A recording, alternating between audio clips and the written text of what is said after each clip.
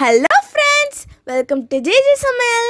இன்னைக்கு நம்ம ஜேஜே சமையலில் ரொம்பவே சூப்பரான டேஸ்டியான மாங்காய் தொக்கு எப்படி செய்யறதுனா இந்த வீடியோவில் பார்க்க போகிறோம் ஃப்ரெண்ட்ஸ்.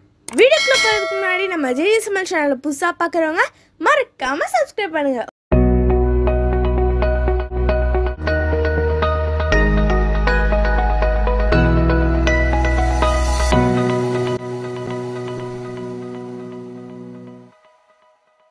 மாங்காய் தொக்கு செய்கிறதுக்கு நான் 2 மாங்காய் எடுத்திருக்கேன்.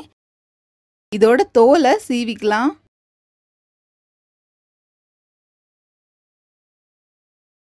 இப்போ தோலை ஃபுல்லாக சீவி எடுத்ததும் இதை துருவி எடுத்துக்கலாம். மாங்காயை இந்த மாதிரி ஃபுல்லாக துருவி எடுத்தாச்சு. இப்போது தொக்கு செய்ய ஸ்டார்ட் பண்ணிடலாம். ஊறுகாய் தொக்கு இந்த மாதிரி செய்ய போகிறீங்கனாலே மண்சட்டி இல்லைனா இரும்பு சட்டியில் செய்யுங்க. நான் இப்போ மண்சட்டியில் செய்ய போகிறேன். நல்லெண்ணெய் 150 ml அளவுக்கு இதில் சேர்த்துக்கலாம். ஆயில் கூட சேர்த்திங்கன்னா தான் சீக்கிரம் கெட்டு போகாது. இப்போது ஆயில் நல்லா ஹீட் ஆனதும் 1 ஸ்பூன் கடுகு உளுந்தம்பருப்பு சேர்த்துக்கலாம். கடுகு பொரிஞ்சதும் 1 கொத்து கருவேப்பிலை, 1/2 ஸ்பூன் பெருங்காயத்தூள் சேர்த்துட்டு துருவி வச்சிருக்க மாங்காயை இதில் சேர்த்து நல்லா ஒரு 2 நிமிஷம் வதக்கிக்கலாம்.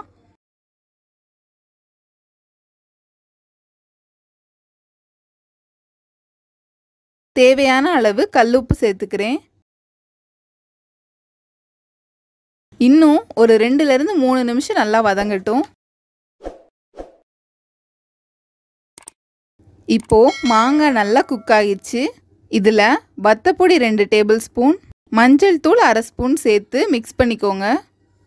கொஞ்சம் காரமாக இருந்தால் தான் தொக்கு டேஸ்ட்டாக இருக்கும். இதை எண்ணெய் பிரிஞ்சு வர்ற வரைக்கும் வதக்கிக்கலாம்.